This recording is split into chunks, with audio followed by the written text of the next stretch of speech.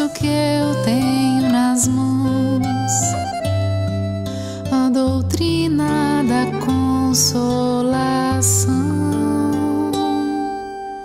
Pai, meu Criador, bênção maior, tesouro igual, neste lugar não há.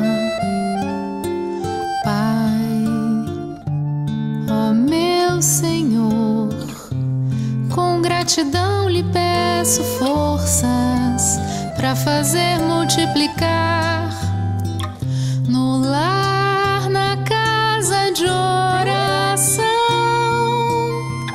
numa rua onde houver algum irmão, levarei com toda a minha devoção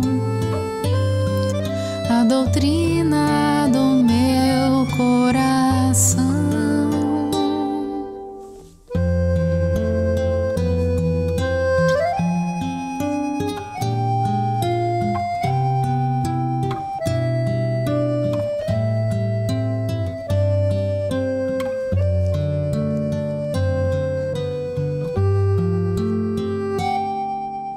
Pai, meu Criador, bênção maior, tesouro igual, neste lugar não há. Pai, ó meu Senhor, com gratidão lhe peço forças para fazer multiplicar no lar, na casa de oração, numa rua onde houver algum irmão,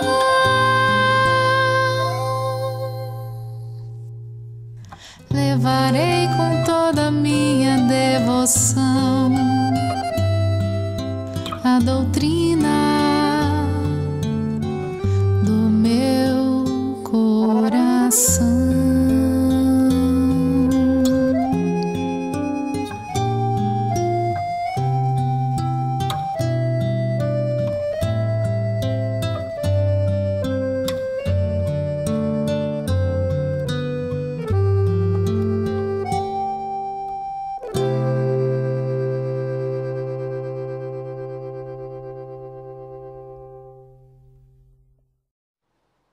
Boa noite a todos, que a paz de Jesus esteja em nossos corações, que possamos ter um entendimento seguro do comentário de hoje à noite. Nós estamos fazendo o estudo do Evangelho segundo o Espiritismo, sejamos todos muito bem-vindos. Nós estamos no capítulo 10, Bem-aventurado os misericordiosos. E nesse capítulo, nós estamos finalizando esse capítulo. Nesse capítulo nós vimos assuntos assim importantíssimos que Jesus veio nos deixar, veio nos ensinar, veio nos convidar para que possamos ser melhores.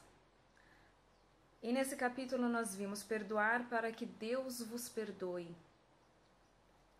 Nesse item nós vimos onde Pedro pergunta a Jesus: Senhor, quantas vezes poderá pecar meu irmão contra mim, para que eu lhe perdoe?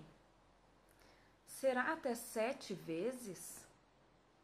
E responde Jesus: Não te digo que até 7 vezes, mas até 70 vezes 7 vezes. Nós vimos também reconciliar-se com os adversários.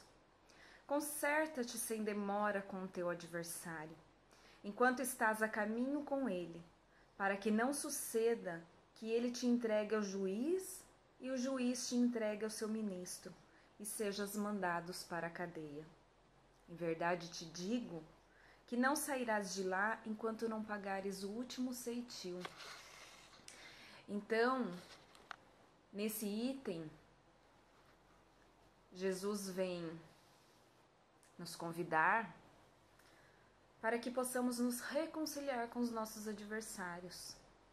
E esses adversários às vezes estão tão próximo de cada um de nós. nós estamos no lugar certo, na hora certa, com as pessoas certas.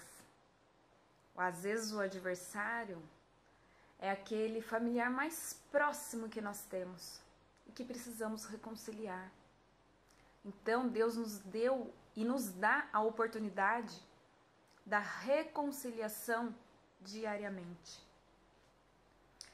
O sacrifício mais agradável a Deus. Portanto, se está fazendo a tua oferta diante do altar e te lembrar, que teu irmão tem alguma coisa contra ti, deixa ali a tua oferta diante do altar e vai te reconciliar primeiro com teu irmão e depois virás fazer a tua oferta.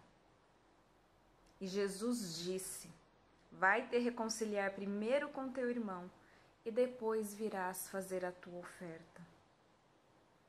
Então, o sacrifício mais agradável ao Senhor é o dos ressentimentos, dos nossos próprios ressentimentos. Então, mais uma vez, Jesus nos falando, antes de deixar qualquer coisa, antes de oferecer qualquer coisa, antes de pedir perdão para Deus, precisamos primeiro nos reconciliar com o outro, com o nosso irmão. É isso que Deus quer de cada um de nós. O argueiro é a trave no olho. Por que vês tu, pois, o argueiro no olho do teu irmão e não vês a trave no teu olho? Ou como dizes ao teu irmão, deixa-me tirar do teu olho o argueiro, quando tens no teu uma trave? Hipócrita, tira primeiro a trave do teu olho, e então verá como has de tirar o argueiro do olho de teu irmão. Às vezes, quase sempre, nós conseguimos enxergar um cisquinho no olho do nosso irmão. Aquele erro minúsculo no nosso irmão. Mas somos incapazes de enxergar a trave no nosso próprio olho. Nós conseguimos ver o erro do outro e não conseguimos ver o nosso. Então aqui também ele está pedindo para que primeiro tire o cisco do nosso olho, dos nossos olhos. Vamos tirar primeiro o cisco de nós. Vamos primeiro nos consertar, arrumar aquele erro, para que depois possamos ajudar a arrumar o erro de alguém. Não julgueis para não ser julgados, aquele que estiver sem pecado que atire a primeira pedra. Olha que interessante. Então, continuando, o argueiro e a trave no olho. Não julgueis, pois, para não serdes julgados, porque com o juízo que julgardes os outros, sereis julgados. E com a medida com que medirdes, vos medirão também a vós. Então, quem somos nós para julgar? Nós estamos em condições ainda de querer, primeiro precisamos nos mudar, nos julgar. Por que eu não deitar na minha cama, em vez de eu ficar pensando, ou qualquer outro momento, em vez de eu ficar pensando, julgando aquele irmão, por que não começar a me julgar, para que eu possa começar a me melhorar? Daí veio as instruções dos Espíritos, que nós vimos sobre o perdão das ofensas, nós vimos sobre a indulgência. E hoje, no final desse capítulo, nós vamos falar, é permitido repreender os outros? Então, que direito nós temos de repreender alguém, De falar de alguém, de ver o mal de alguém,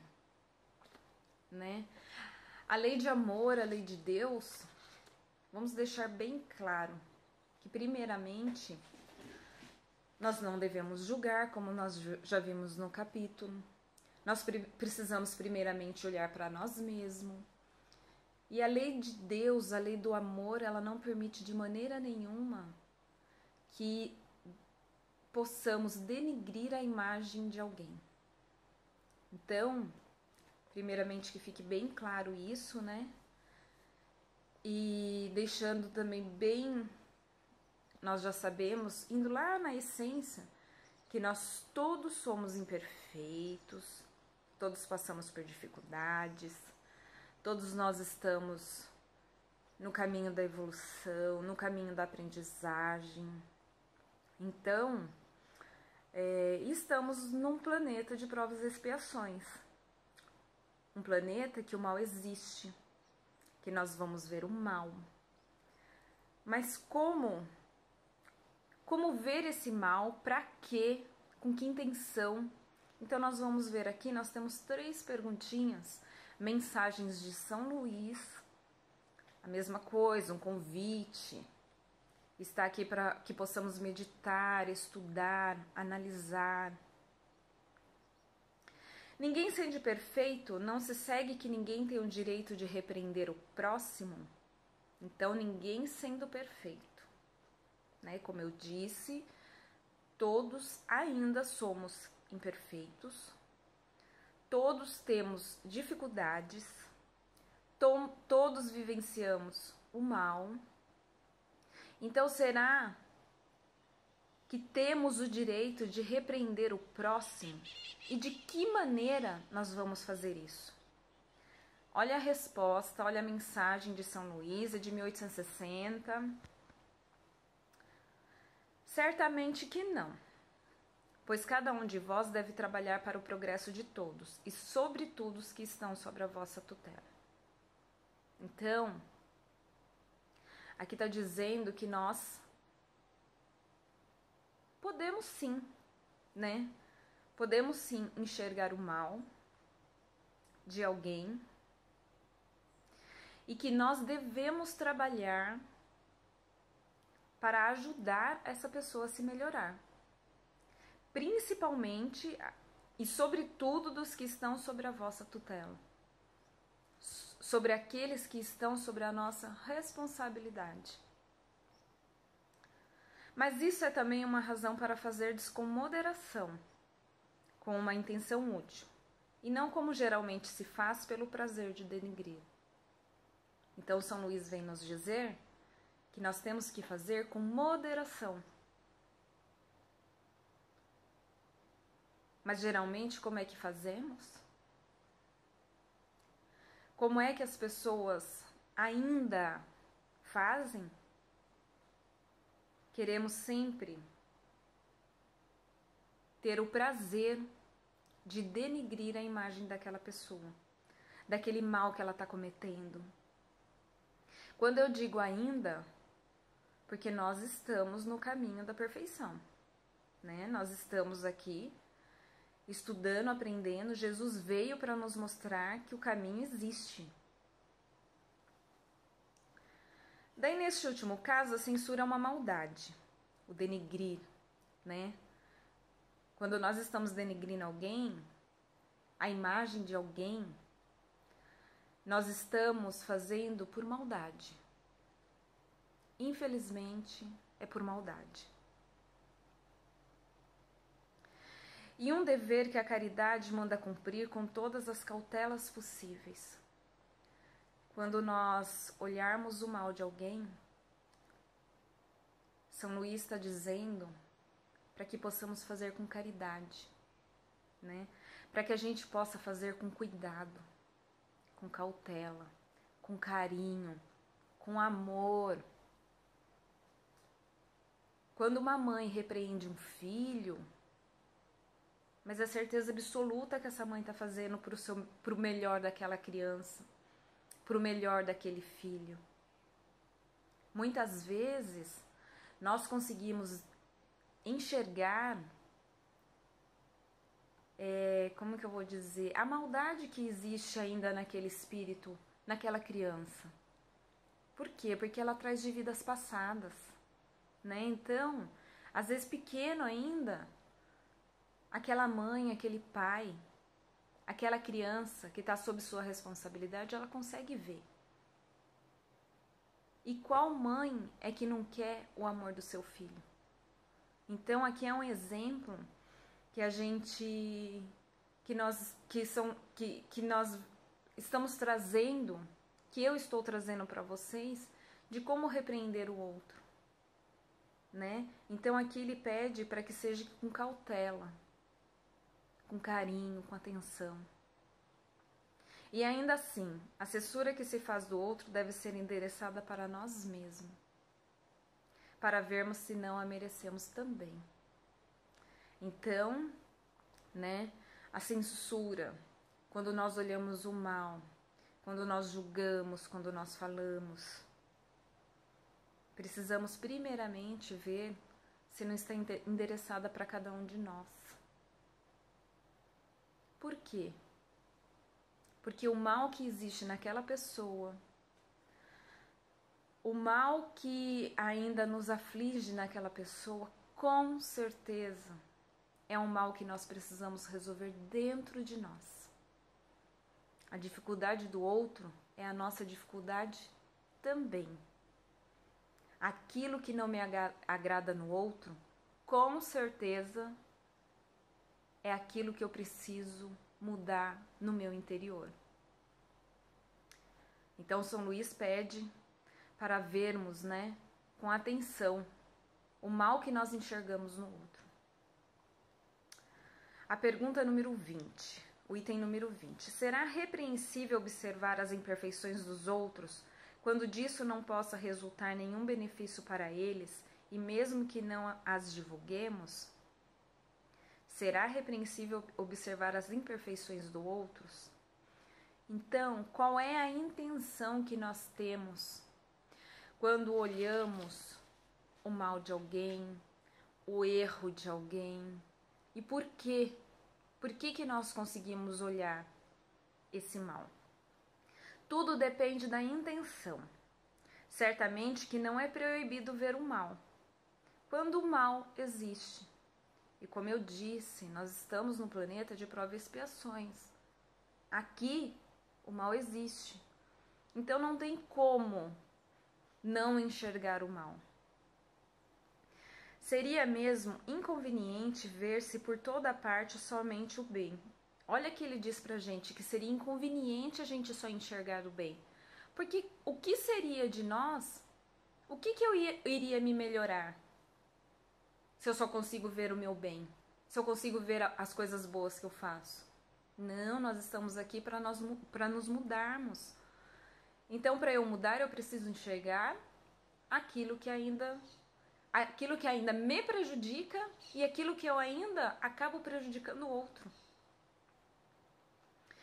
Seria mesmo inconveniente ver-se por toda parte somente o bem. Essa ilusão prejudicaria o progresso. Então, enxergar o bem, enxergar só o bem, prejudicaria o progresso, prejudicaria a evolução. E a evolução minha, tua, de todo o planeta. O erro está em fazer essa observação em prejuízo do próximo, desacreditando sem necessidade na opinião pública. Seria ainda repreensível fazê-la com o sentimento da malevolência e de satisfação por encontrar os outros em falta. Então, aqui ele está falando que seria um prejuízo muito grande se nós enxergarmos com... Ele usa a palavra malevolência, com maldade, né? Sem enxergar o mal no outro, mas com maldade, maldade no meu coração, querendo prejudicar aquela pessoa, não querendo ajudar ela para o seu progresso. Então, São Luís aqui nos faz a mensagem que não devemos fazer assim. Mas dá-se inteiramente o contrário, quando lançado um véu sobre o mal, para ocultá-lo do público, limitando-nos a observá-lo para proveito pessoal, ou seja, para estudá-lo e evitar aquilo que censuramos nos outros. Olha que interessante. Enxergar o mal para que possamos estudar, para que possamos analisar aqueles fatos, mas não de maneira maldosa, e sim querendo ajudar, fazer a caridade, porque essa é uma maneira de caridade, sim. Quando queremos ajudar o próximo, ajudar um filho, ajudar um irmão, um pai ou uma mãe, entendeu? Um amigo do trabalho. com um coração limpo. E como estar com esse coração limpo? Estudando o Evangelho. Coração limpo, primeiro precisamos primeiro nos mudar. Mudar o nosso comportamento, os nossos sentimentos, os nossos pensamentos. Para que daí sim possamos olhar aquele irmão, aquela maldade que ainda tem no coração daquele irmão, de uma forma diferente. E passar aquela informação de forma diferente. Nós vamos ver aqui para frente. Essa observação, aliás, não é útil ao moralista. Como descreveria ele as extravagâncias humanas se não estudasse os seus exemplos? Então, novamente, estudasse os seus exemplos. Outra coisa muito interessante é que quando nós queremos ajudar o próximo, não é só através da fala. Não faça isso, não come isso. Às vezes para o filho, né? Mas são com os nossos exemplos, com as nossas atitudes. É a mesma coisa, não adianta eu saber o Evangelho do começo ao fim, mas não colocar em prática. É isso que Jesus quer. O Evangelho está aqui para nos orientar, né? O Evangelho segundo o Espiritismo veio de forma mais simples, mais clara, com as palavras da atualidade, né? Mas para quê? Para que possamos colocar em prática. A última pergunta: há casos em que seja útil descobrir o mal alheio? Então, quando será que é útil? Quando será que é útil a gente descobrir, eu falar, nós passarmos para frente esse mal que existe? Esta questão é muito delicada e precisamos recorrer à caridade bem compreendida. Então, vejamos que interessante, a caridade bem compreendida. Quem somos nós para julgarmos, para falarmos de alguém? E quando, né? Quando é que nós podemos? Que momento nós podemos fazer isso? Se as imperfeições de uma pessoa só prejudicam a ela mesma, não há jamais utilidade em divulgá-las. Então, vejamos. Aqui ele deixa bem claro sobre as outras duas perguntas, né? Se o mal só vai prejudicar a própria pessoa, por que eu preciso divulgar? Por que eu preciso repreender essa pessoa? Sabe o que me veio à mente? Eu vou dar um exemplo de uma pessoa fumante. A pessoa, ela está prejudicando a ela mesma. Hoje vieram as leis que não pode mais fumar em locais fechados. Por qual motivo? Se a pessoa está fumando lá fora, na rua, quem que ela está prejudicando? Ela mesma. Agora, quando ela está num ambiente fechado, com outras pessoas, ela estaria prejudicando outras pessoas.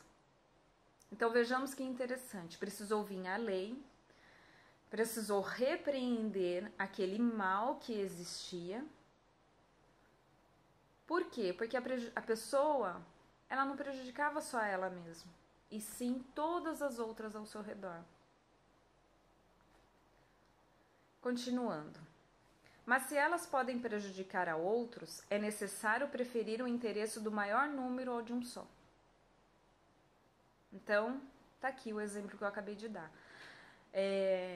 Se ela vai prejudicar ela só, por que eu preciso repreender essa pessoa? Por que precisamos?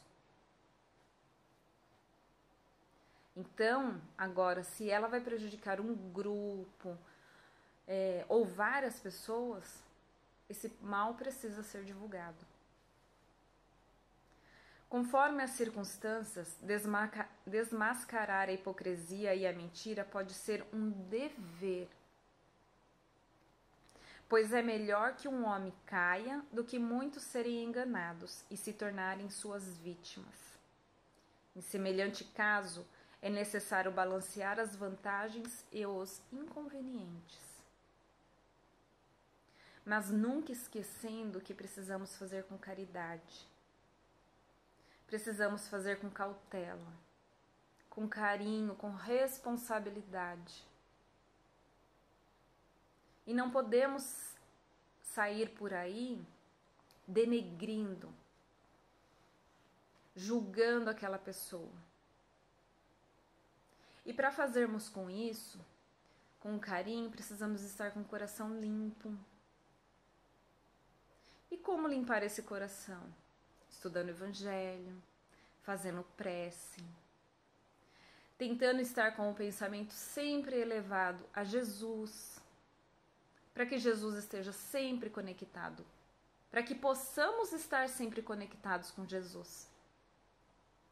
Porque só assim nós vamos conseguir ajudar, repreender o outro de forma cuidadosa. E não podemos esquecer que nós nunca estamos abandonados.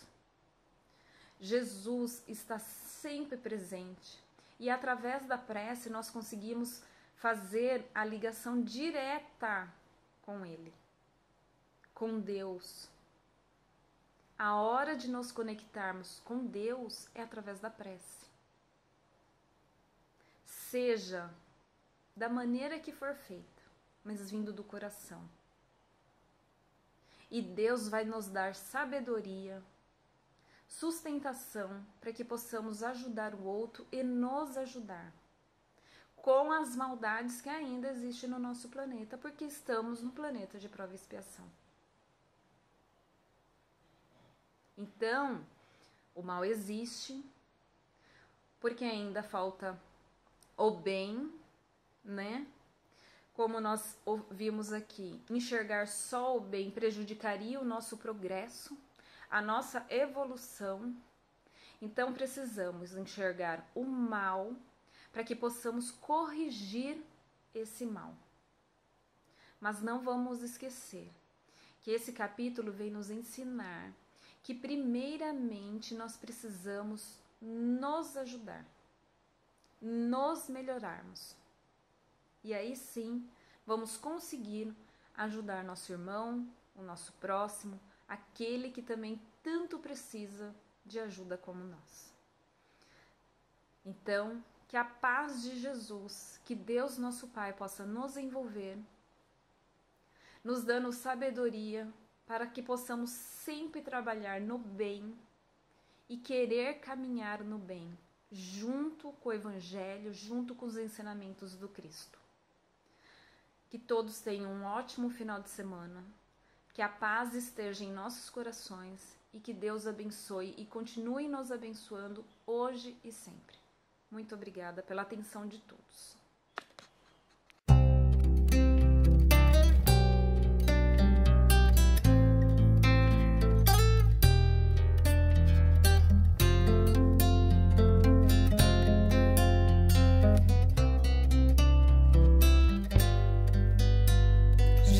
No silêncio da prece, teus irmãos a ti pedem paz, pra aliviar um pouco as aflições. Senhor, enxugai nosso pranto, precisamos do teu amor e sentir tua presença envolver nossos corações. Por isso vem, Jesus.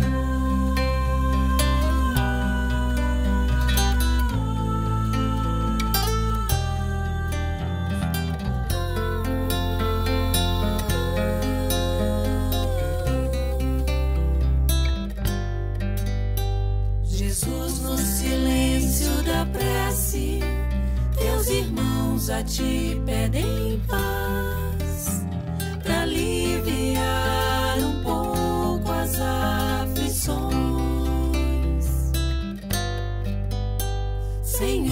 enxugai nosso pranto, precisamos do teu amor e sentir tua presença